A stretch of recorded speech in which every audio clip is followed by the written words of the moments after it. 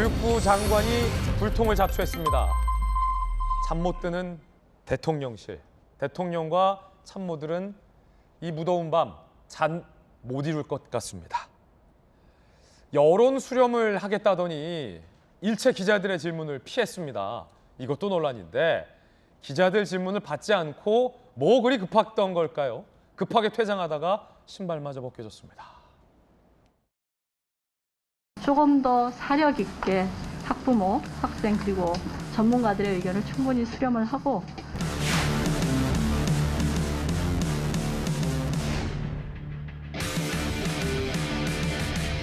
부총리께서는 서울 일정 관계로 이사하시겠습니다.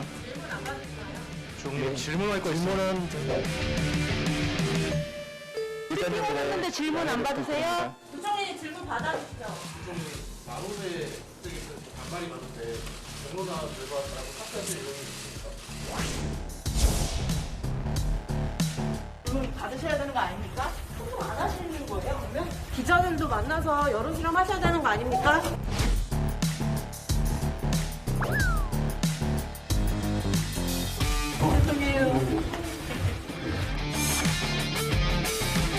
앞으로 브리핑 하시면서 그럼 질문 안 받으실 거예요? 장관님 너무 무책임하신 거 아닌가요? 조금만 쉬시고 오시면 제가 말씀드리겠습니다. 언제 말씀드리겠습니까?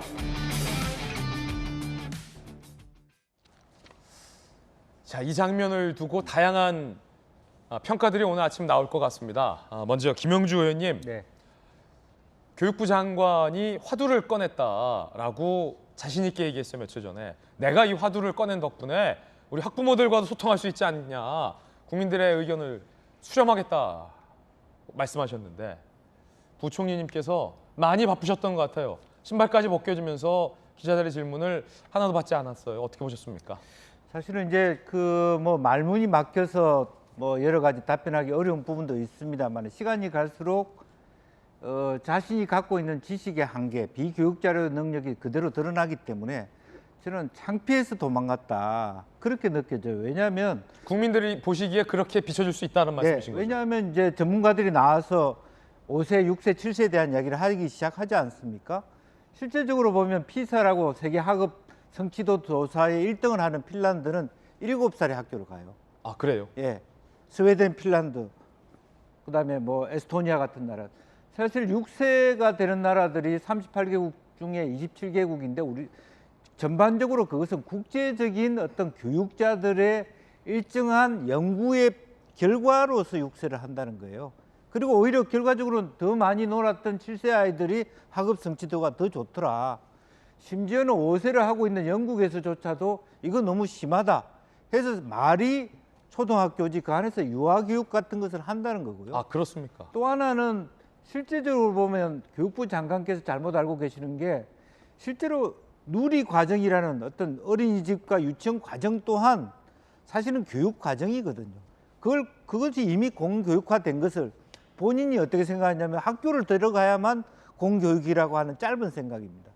지금 많은 언론에서 얘기했지만 교육부 장관 그렇죠, 차관 그렇죠, 차관보까지 다 비교육자가 되다 보니까 이와 같이 누구나 조금만 알고 있는, 심지어 뭐 노무현 대통령 때도 5세 얘기하지 않았겠냐 이런 얘기를 했지만 실제로 전문가들이 노무현 대통령 때 찾아가서 5세가 안 되는 이유를 얘기했더니 맞습니다, 말이 맞네요 하면서 바로 그것을 없었던 일로 했다는 겁니다. 왜냐하면 일찍 들어오면 더 안전하게 학교 교육을 받고 빨리 우리나라 같은 경우는 병역 제도가 있기 때문에 아마 그런 짧은 생각에서 비롯될 수 있고 유보 통합이 어렵기 때문에 뭐 5세로 했다라고 하는 교육부 장관의 말씀은 더 잘못된 거예요. 순서상 유보 통합이 먼저 돼야 되고 또 하나는 행정학 전문가라 하면서도 국회하고의 소통 또 교육단체와의 소통 자치교육관과의 소통이 완전히 무시 상태로 또 그런 다음에 인수위에서 중요한 의제도 아닌 우선순위에도 없는 걸 끄집었다는 것조차도 이미 아마추어다. 저는 그래서 생각할수록 본인이 창피해서 소위 그래서 우리나라 서울대학 교수를 했던 분이 갖고 있는 인식적 수준 그런 것 때문에 한급히 도망갈 수밖에 없다 그렇게 봅니다. 예, 저 장면을 보면서 뭐 어떤 마음으로 저렇게 황급히 이동했는지는 알 수 없지만 적어도 김영주 전 의원께서 보시기엔 창피하다 라는 의견이에요. 자, 김병민 전 대변인. 예. 대통령에게 굉장히 좀 고민의 순간일 것 같은데 이 질문을 교육부 장관이 안 받은 것, 저 순간에 안 받은 건 제 개인적인 생각으로는 매우 뼈아픈 실책이라고 봐요. 왜냐하면 예. 이게 어떤 순간이냐면 박순애 장관의 총장들과의 만남에서 나왔다는 대화가 알려진 직후였어요.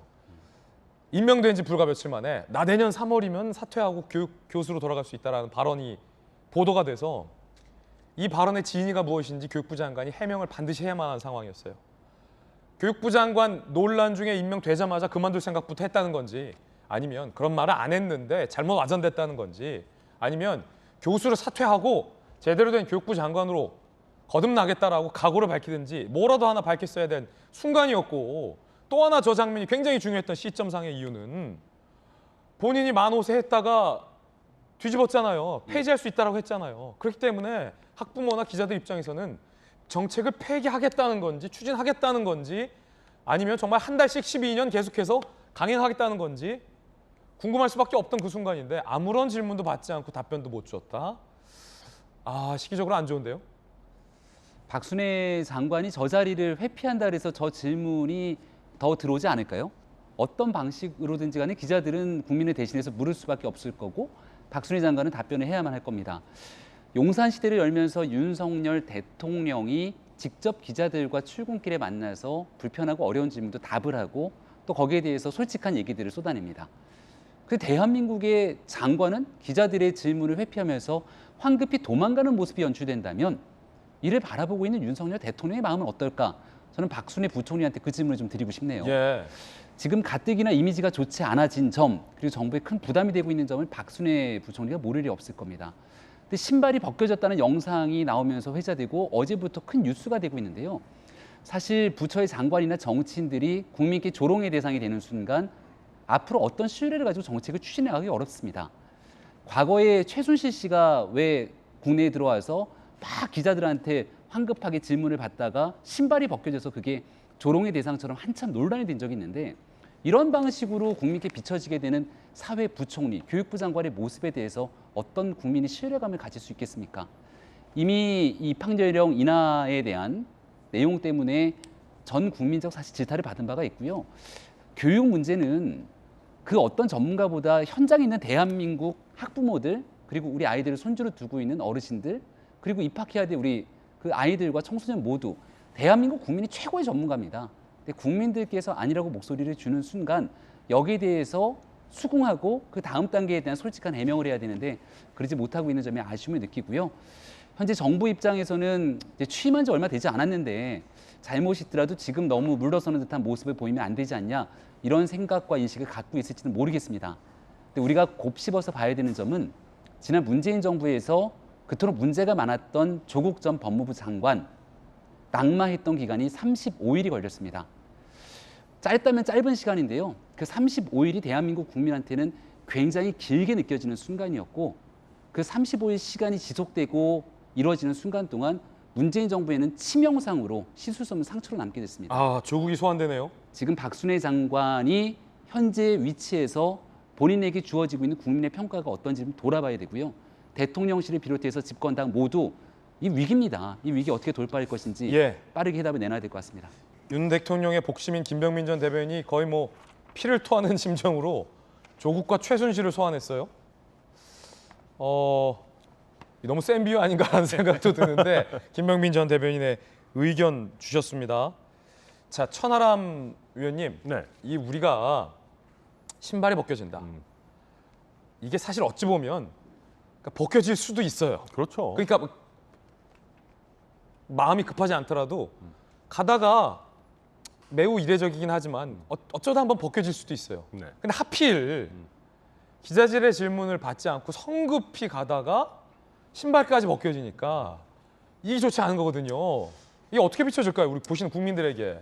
뭐 매우 안 좋죠. 그리고 아니 저는 저런 브리핑 장소와 이런 어떤 전체적인 세팅을 한 실무자들한테도 좀 책임을 묻고 싶어요. 실무자들. 아니 정말로 딱 그 발표만 하고 질의응답 안 하고 자리를 이석할 거였다면은 동선 같은 것도 잘 짰었어야 됩니다. 그렇지. 동선을 잘 짜야 돼. 동선 이렇게 중요해요. 그럼요. 그래서 기자분들과 좀 마주치지 않도록 아니면 부총리가 이석하고 교육부 대변인이라도 나와서 질의응답을 이어갈 수 있도록 한다든지 뭔가 계획을 짰었어야 되는데. 아니면 누군가 나와서 좀 시간을 끌어주든가. 그렇죠. 뭔가 그런 전략이 있었어야 되는데 부총리가 고스란히 언론인들께 이렇게 노출이 되고 그 과정에서 신발까지 벗겨지고 또 저는 부총리께도 너무 아쉬운 게 신발 벗겨지고 난리 나고 언론인들 쫓아오면 한두 마디라도 하면 되잖아요.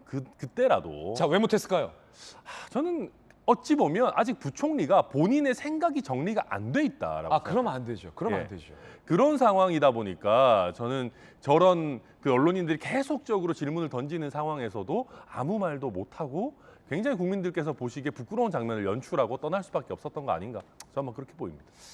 신발이 벗겨진다는 건 마음이 되게 급하다는 거고 마음이 급하다는 건 무언가에 쫓긴다는 듯한 인상을 주잖아요. 그럼 결국에는 교육 정책을 책임져야 하는 교육부총리이자 교육장관이 본인이 꺼내놓은 화두에 대한 답변도 못하고 쫓기듯 도망가다 신발 벗겨졌다라는 모습으로밖에 국민들에게 비춰지지 않을 것이다. 그렇죠. 그리고 이제 저 과정에서 마지막 장면을 보면 뭐 나중에 뭐 이렇게 하자라고 하는데 그때라도 예를 들면 하루 이틀이라도 내가 정말 생각이 정리가 안 됐다면 다음 주 월요일에 우리가 기자간담회를 갖자라든지 정확한 일정을 정하고 그 자리를 빠져나갔었어야 되는데 이 전체 과정의 시작부터 끝까지 뭐 하나 잘 된 게 없습니다.